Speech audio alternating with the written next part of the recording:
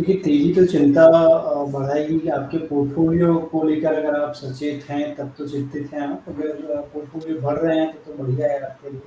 और तेज़ी तो देखिए ओवरऑल सारे लोगों के लिए अच्छी होती है। तो उस तरह से अच्छी है, लेकिन चूँकि तेज़ी है और हम लाइफ़ हाई पे हैं, तो आपको सतर्क रहना काफ़ी ज़रूरी होगा।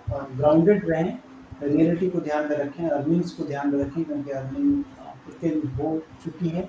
हमने टीसीएस के नतीजे जो है साल दर साल मुनाफे काफ़ी अच्छे दिखे हैं। और कंपनी की जो मैनेजमेंट है, वो जो कमेंट्री आप देखेंगे वहाँ पर नियर टर्म उनके जितने भी क्लाइंट हैं जिससे उन्होंने बात की है, वो नियर टर्म थोड़ा कॉशियस हैं। लॉन्ग टर्म कॉन्ट्रैक्ट जो है के लिए ठीक है, लेकिन नियर टर्म थोड़े कॉशियस दिख रहे हैं। और अगर आप उनके सेगमेंटल रेवेन्यू की भी बात कर लेंगे, तो वहाँ पर जो कि यूके जैसे जगह पे बहुत जहाँ पर प्रॉब्लम दिख रही थी, या यूके कह रहे हैं आसपास के यूरोपियन जो नेशंस हैं, लेकिन वहाँ से उतनी ज़्यादा जो है खराब स्थिति नहीं दिख रही है, क्योंकि अगर आप साल दर साल देखें, यूके में 16% की बढ़ोतरी देखने को मिली है। नॉर्थ अमेरिका तकरीबन 5% ग्रोथ मिला है उनके वर्टिकल में। और बीएफएसआई सेगमेंट जिसको लेकर काफ़ी चिंता थी, क्योंकि यूएस की जो बैंकें डिफॉल्ट हो रही थी, उसके कारण ऐसा लग रहा था कि वहाँ से कुछ नेगेटिव फॉल आउट हो, लेकिन वहाँ पर भी 3% की बढ़ोतरी साल दर साल देखने को मिली है। तो ये कुछ मार्केट के लिए पॉजिटिव सिग्नल्स दिखे हैं कि इतने जो है टैपेड इन्वायरमेंट में कंपनीज को डीग्रोथ नहीं हो रही है, growth at A slower space है। तो मतलब ये देखना होगा कि अगर इतने खराब इन्वायरमेंट में भी कंपनियां ग्रोथ कर रही हैं, तो अच्छे इन्वायरमेंट में अच्छा कर सकती हैं। तो इसलिए शायद मार्केट काफ़ी जो है एक्सुबरेंटली है। आज देखें तो जितनी भी आईटी कंपनी है, उसमें काफ़ी अच्छी जो है बढ़त देखने को मिली है। टीसीएस इटसेल्फ जो है काफ़ी वेटेज रखता है। आज एक्सपायरी भी है, तो देखें तो 19,600 पे निफ्टी के काफ़ी ऑप्शंस राइटर जो है ऑल राइटर मौजूद हैं।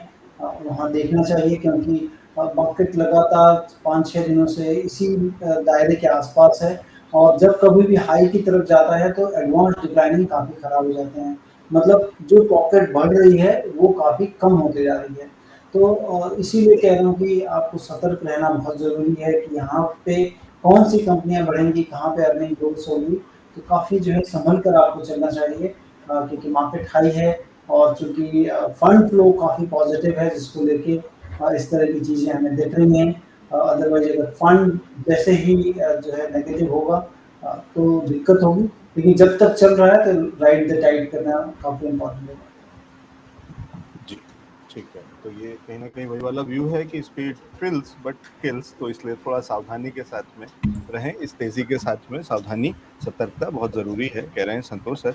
नितलेश जी के पास जा रहा हूँ। नितलेश जी, अ, आपसे जानना ये चाहूँगा कि निफ्टी और बैंक निफ्टी में थोड़ा-सा डिफरेंस दिख रहा है दोनों के ट्रेंड्स के अंदर में। अगर वो तेज़ी की बात करें, तो बैंक निफ्टी का जब चार्ट हम आपके सामने स्क्रीन पर देख रहे हैं, तो वो उतनी तेज़ी या उस तरीके से नहीं है। तो क्या हम ये समझ सकते हैं कि नेक्स्ट तेज़ी बैंक निफ्टी में आएगी, या कहीं बैंक निफ्टी से आप शॉर्टिंग की अपॉर्चुनिटीज़ ढूँढने की कोशिश कर रहे हैं?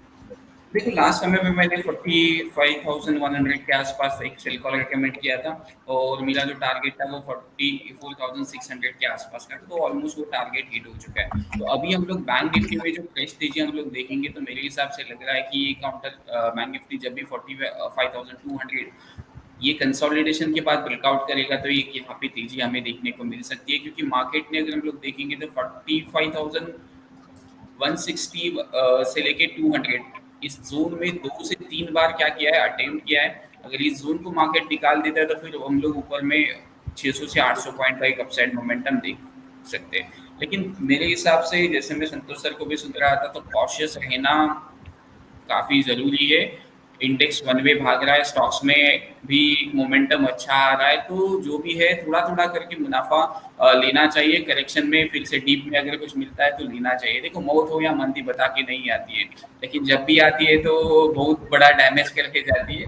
तो उस हिसाब से थोड़ा सा कॉशियस होके थोड़ा थोड़ा पोजीशंस हल्के करते जाए, नीचे भी लेके फिर पोजीशंस लिया जा सकता है। लॉन्ग टर्म में हमारा जो मार्केट है वो काफ़ी बुलिश है, लेकिन थोड़ा सा अभी वैल्यूएशन के हिसाब से या फिर जो वन वे तेजी आ रही है, वो थोड़ा सा डर, मतलब बाजार कुछ हड़बड़ाहट में है। जैसे कि कुछ स्टॉक्स के ऊपर हम लोग डिस्ट्रीब्यूशन क्लियर कट देख सकते हैं। जैसे कि बजाज फाइनेंस हो गया, एचडीएफसी बैंक हो गया, कैसे पिछले हाइज को कट करके रिटेल्स को माल ऊपर में दिया गया है। तो थोड़ा सा सतर्क रहना चाहिए। इंडेक्स स्पेसिफिक अगर हम लोग बात करेंगे तो ये लेवल मेरे हिसाब से बाइंग का नहीं है, यहाँ पे आप फ्रेश शॉर्ट खोल सकते हो। और मेरे हिसाब से लग रहा है कि आने वाले जुलाई एक्सपायरी तक मैंने मेरे क्लाइंट्स को 18,800 से लेके 19,000 ये 2 टारगेट सजेस्ट किए। जी ठीक है, तो यहाँ लेवल्स पे शॉर्ट्स खोलना शुरू कर सकते हैं। और नितेश जी कह रहे हो, नितेश जी जैसे मंदी के महारथी अगर आपको कॉशस जैसा क्वेश्चन जैसा शब्द यूज करें तो समझ लीजिए कि फिर यहाँ पे कहीं ना कहीं अब अपॉर्चुनिटी रिवर्स साइड में बन रही है, ना कि बाइंग साइड में। राघव जी, आप किस तरीके से देख रहे हैं बाजार को, निफ्टी और बैंक निफ्टी दोनों पे आपका व्यू क्या है और लेवल्स किस तरीके से आपको दिख रहे हैं? So LHG market high momentum में है currently, new all time high hit किया है मार्केट निफ्टी और सेंसेक्स ने, so congratulations to everyone for the same. But एक डीकपलिंग सिनेरियो है करंटली, जो कि यही है कि bank Nifty is under performing and Nifty is out performing. तो ये डीकपलिंग सिनेरियो में मुझे ये लग रहा है कि मैं भी इसी रीजन से कॉशियस हूँ। जब तक बैंक निफ्टी 44,050 और 44,100 ये एक रेंज को ब्रेक नहीं करती, तब तक मैं ओवरली बुलिश नहीं होऊंगा। यहाँ पे मैं थोड़ा सा कॉशियस रहना चाहूंगा, क्योंकि आज जो सारी तेजी है वो निफ्टी आईटी टीसीएस प्राइमरीली की वजह से है, और बैंक निफ्टी अभी भी आज का डे हाई क्रॉस नहीं कर पाई है, और plus on top of it आज एक्सपायरी है। तो मुझे लगता है कि आज वॉलेटाइल थोड़ा रह सकता है बाजार। जंप इन मत करें और थोड़ा सा वेट करें। मैं करंटली जब तक 44,100 क्रॉस नहीं होता बैंक निफ्टी में, मैं सेल ऑन राइज ज्यादा प्रेफर करूंगा rather than buy on dips. जी एट द सेम टाइम मैं ये कहना चाहूंगा कि स्टॉक्स में बहुत अच्छा मोमेंटम है, और आप स्टॉक स्पेसिफिक रह के ज्यादा प्रॉफिट कमा सकते हैं rather than sticking with the index. ठीक है, तो ये एक अच्छा व्यू है, और इसी व्यू को आगे और क्लैरिफाई करने के लिए राकेश जी के पास समझने जा रहे हैं। राकेश सर, कंफ्यूजन ये है कि बाजार ऑल टाइम हाइस के पास है या उन्हीं लेवल्स को बना रहा है, तोड़ रहा है हर दूसरे दिन तीसरे दिन, मतलब लगातार। अब तो हम वही, अभी जो राघव जी ने बधाई दी तो याद आया कि अभी हमने बधाई देना भी बंद कर दिया, क्योंकि ये तो हमारा रोज का हो गया है कि हम तो रोज ही रिकॉर्ड्स बना रहे हैं और तोड़ रहे हैं, हर दिन अगले नए रिकॉर्ड्स बना रहे हैं। इस समय राकेश सर, ये कंफ्यूजन बड़ा है कि स्टॉक स्पेसिफिक जो स्ट्रेटजी है जिसके अंदर में, तो स्टॉक्स में तो तेजी दिख रही है क्योंकि बाजार हाईज हैं तो वो अलग, लेकिन अगर हम इंडेक्स की बात करते हैं तो वहाँ पे कहीं ना कहीं एक थोड़ा सा सेंस ऑफ नर्वसनेस इसलिए भी आ रही है क्योंकि ये तो एक तरफा तेजी जैसा मामला होने लग गया है थोड़े टाइम के अंदर में, और तो हमने बहुत टाइम बिताया है साइडवेज, तो वो बड़ी स्ट्रेंथ है। लेकिन क्या वो इतनी बड़ी स्ट्रेंथ हो सकती है कि ये लगातार ये जो तेजी पे तेजी हम चला रहे हैं ये सस्टेन हो सकती है? और इस समय क्या हमें स्टॉक्स और स्टॉक्स में भी किस तरीके की स्ट्रेटेजी, यानी किस तरीके के स्टॉक्स को क्या करना चाहिए, कब कहाँ पे मुनाफा वसूलना चाहिए और किन स्टॉक्स से बाहर निकलना और किन स्टॉक्स को बना करके रखना या उसमें और ऐड करना है हर डिप में, एक थोड़ा सा ओवरव्यू दे दीजिएगा।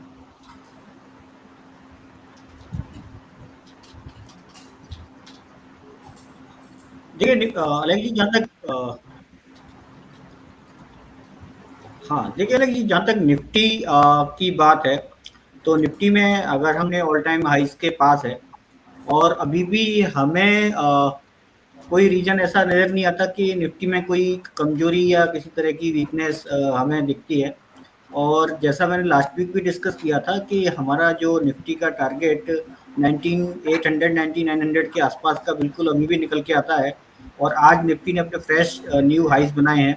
देखिए एफआईज का जो फ्लोज है वो कंटिन्यू है इंडियन मार्केट में, तो डेफिनेटली उसकी वजह से कहीं ना कहीं जो हमारे मार्केट्स हैं वो आउट परफॉर्म कर ही रहे हैं।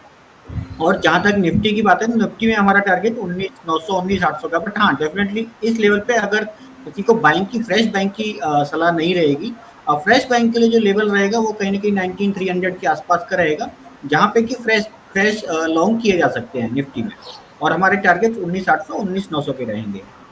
बात करते हैं बैंक निफ्टी की, तो जहाँ तक बैंक निफ्टी की बात है, देखिए बैंक निफ्टी ने एक अच्छा सपोर्ट कल के ट्रेडिंग सेशन में लिया था 44,560 के आसपास, और वहाँ से आज आप देख रहे हैं कि 44,900 के आसपास है।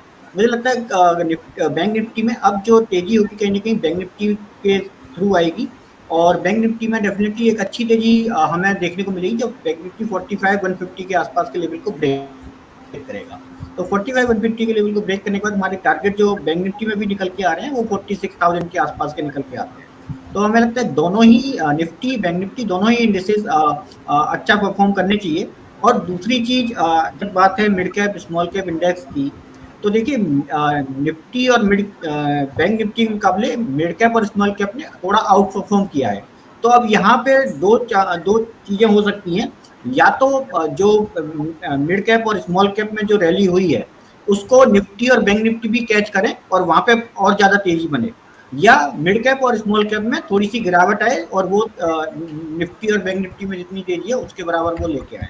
तो ये दो सिनेरियो आने वाले टाइम में हो सकते हैं। तो मुझको जो पहला सिनेरियो लगता है वो ज्यादा वो लगता है कि जहाँ तक हमें निफ्टी और बैंक निफ्टी में एक अच्छी तेजी देखने को मिलेगी, और थोड़ा सा मिड कैप और स्मॉल कैप में थोड़ा सा हमें कॉशियस व्यू रहना चाहिए, और वहां पे थोड़ी सी प्रोबेबिलिटी आने वाले टाइम में